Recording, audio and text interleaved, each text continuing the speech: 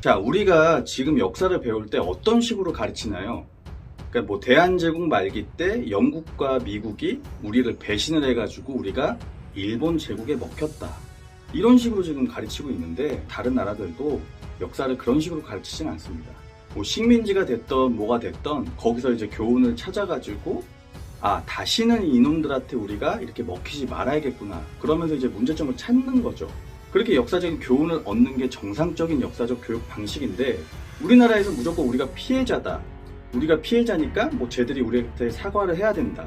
라고만 하고 있는데 진짜 역사 교육은 그게 아닙니다. 어떤 식으로 해야 되냐면 우리가 이러이러해서 이놈들한테 먹혔으니까 앞으로는 다시는 이놈들에게 먹히지 않기 위해선 그 아픈 역사를 철저하고 정면으로서 우리는 마주해야 됩니다. 그때 그랬습니다. 전 세계적으로 뭐 제국주의 열강들이죠. 뭐 프랑스, 뭐 대영제국, 뭐 독일, 뭐 벨기에 할 것 없이 전 세계적으로 다 식민지들을 갖고 있었다고. 그러니까 식민지를 너무 많이 갖고 있었어.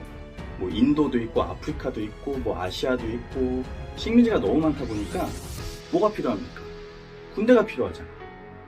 자국에 있는 성인 남자들을 전부 다 끌고 가가지고 징병을 해서 이제 전투부대로서 사용을 하는데 나중에 걔들이 막 죽고 다치고 점점 인구는 부족할 거 아닙니까? 그죠? 특히나 산업혁명에서 군소공장도 돌려야 되는데 뭐 여자들과 아이들까지 동원을 한다고 쳐도 워낙 식민지가 전 세계적으로 광범위하다 보니까 얘들이 다 이걸 관리할 수가 없었다고요. 왜냐? 이 돈의 문제죠. 돈이 많이 들거든. 물론 식민지를 걔들이 수탈을 해가지고 뭐 자국의 이익으로서 그 나라가 굉장히 많이 뽑아 먹혀요. 근데 그것도 어느 정도 것이지 일정 수준이 지나가면 자국의 오히려 경제가 더 위태해집니다. 그러니까 사람은 부족하고 돈은 많이 들지. 그러니까 경제적 표현 가치가 빼먹을 만큼 빼먹었으니까 이 식민지가 나중에 골칫거리로 전락이 됩니다. 그런 상황에서 그 당시 대영 제국과 러시아는 뭐를 한다 그랬었죠? 그레이트 게임을 진행 중이었습니다. 붉은 혁명으로 인해서 레닌이 니콜라이 2세 그리고 로마노프 왕조를 무너뜨리기 이전까지 사실상 이 그레이트 게임은 진행됐었습니다. 그러니까 미국과 소련의 냉전처럼 영국과 제정 러시아가 뭐 직접적인 물리적 충돌이 아닌 뭔가 이렇게 냉전으로서 서로 간에 이렇게 견제를 했었다고요. 그게 약 100년 동안 이루어졌던 게 바로 그레이트 게임인데 이런 상황 하에서 제정 러시아가 부동항, 즉 얼지 않는 항구를 찾아서 자꾸 군사적인 팽창을 하는데 마침 이제 조선 쪽, 그러니까 연해주가 실질적으로 이제 제정 러시아에 편입이 되잖아요. 그러면서 어떤 문제가 발생하느냐? 태평양 너머로 자꾸 그들의 세력을 확대하려고 합니다. 그래서 이용한 나라가 어딥니까? 일본 에이지 유신을 시켜서 일본을 근대화시키고 또 조선도 근대화를 시키려고 했는데 사실 일본도 알고 있었어요. 아, 저놈들이 근대화를 시켜주는 조건으로 자기들을 수탈하면서 이용해 먹을 걸 알면서도 했다고요. 그래서 결국 성공을 했고 저들과 대등하게 견줄 만큼의 그런 근대화를 이룩합니다, 일본은. 근데 조선은 대한제국 선포를 했죠. 근데 어떤 실수를 합니까? 악완파천을 합니다. 그러니까 제정 러시아는 조선을 처음에 친구처럼 다가와가지고 야, 친하게 지내. 그런 다음에 조선을 먹어버리려 했다고. 조선을 먹어버리면 태평양 쪽으로 해서 그냥 바닷길이 열리니까. 근데 우리 그 조선의 황제인 고종은 어떻게 합니까? 고종 황제는 적국인 러시아에 악완파천을 하죠. 살려달라고. 이거는 그냥 적국에 그냥 아가미에다 그냥 머리를 집어넣는 이런 자살골이라고요. 그러니까 이걸 보고 이제 전 세계가 학을 띈 거죠. 야, 대한제국 저 무능한 놈들, 저 미개한 놈들. 야, 황제란 놈이 적국한테 그냥 나라 갖다 바치네? 그러니까 공사관들이 철수하고 결국에 프랑스까지 공사관까지 철수를 하고 나서 전 세계 열강들이 일본이 조선을 먹는 거를 찬성하게 됩니다. 그러면서 일본은 그때 메이지파가 집권하고 있었어요. 물론 메이지파의 수장이 이토 히로부미였는데 이 메이지파는 그렇게 합니다. 조선을 이제 합법적으로 먹을 수 있는 그런 명분을 만들어요. 그러면서 이제 영일 동맹을 맺죠. 왜? 조선이 제정 러시아, 적국인 제정 러시아랑 손을 잡았으니까 일본 입장에서 일본과 영국이 동맹을 맺고 일본과 미국을 동맹을 또 맺습니다. 그러니까 얘들이 굉장히 약삭빠르게 움직인 거죠. 그러니까 국제정세를 얘들은 좀 감각을 알고 있었어요. 왜? 옛날부터 나가사키부터 해가지고 임진왜란 때 조총도 포르투갈이나 네덜란드 상인들하고 얘들은 나가사키 항구에서 이제 교육을 했었기 때문에 국제적인 감각이 있었다고요. 근데 조선이란 나라는 그들은 감각이 없었어요. 그러니까 국제관계에 대한 이런 생각이라든지 뭔가 감각이 없었던 거예요. 그러니까 이제 그렇게 자살골 똥보로 찬 거죠. 그러니까 이제 일본에 먹히게 된 겁니다. 왜? 전 세계가 아주 일본이 조선을 먹은 거에 대해서 굉장히 잘한 일이다라고 평가를 합니다. 그렇게 지지를 국제적으로 얻은 거예요. 근데 만약에 대한제국이 일본과 그때 영국과 미국이 있을 때 근대화를 성공적으로 이루고 하고 완전히 황골탈퇴를 했었더라면 역사는 달라졌을 겁니다.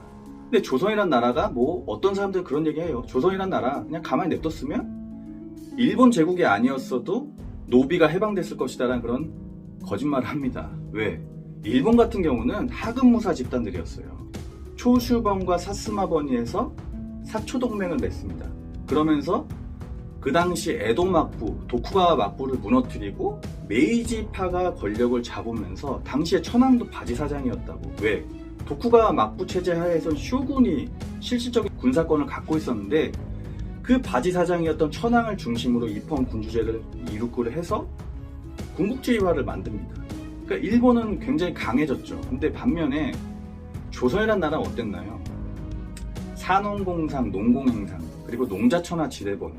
농업이 그 나라의 근간이고 이 토지를 갖고 있었고 그러니까 토지를 갖고 있으면은 뭐가 있어야 됩니까? 농사지을 노비들이 있어야 되잖아. 그러니까 얘들이 근대화가 이룩할 수 있었겠어요? 조선같이 그렇게 중앙집권화가 된 그 자국민의 거의 뭐 70%, 거의 90% 가까이가 노비인 나라에서 그게 가능하다 보십니까? 근대화가?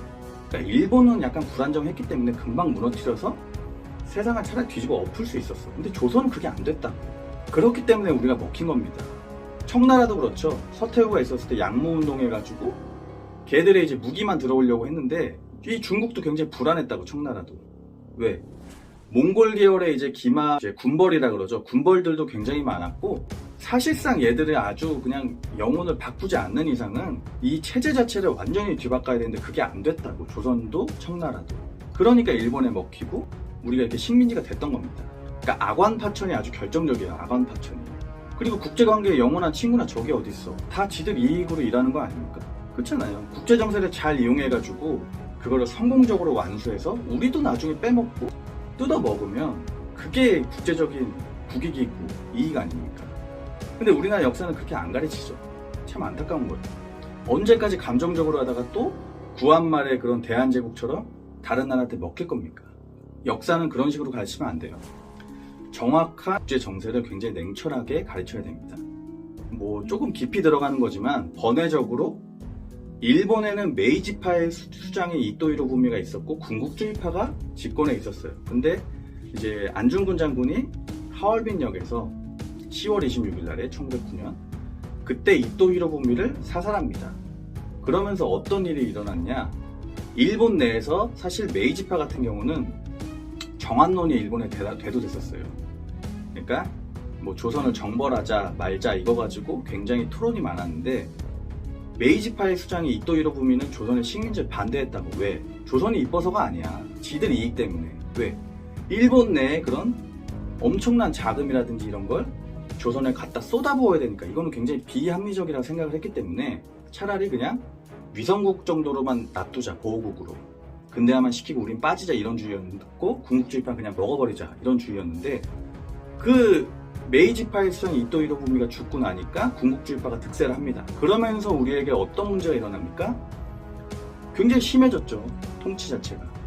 좀 유화해진 게 아니고 그때부터 굉장히 우리를 강압적으로 막 창씨 개명하고 막 징용 끌려다니고 위안부로 막 착취하고 이때부터 이딴 일이 발생한 거예요. 우리가 엄청 많이 수탈당했어요. 그래서 그러니까 국제적인 정세, 그러니까 고종이란 황제와 그 당시 대한제국, 그러니까 조선 말기가 정신을 똑바로 차리고 국제관계를 이용했었으면 아마 조선은 대한제국으로서 지금도 존속을 했었을 겁니다.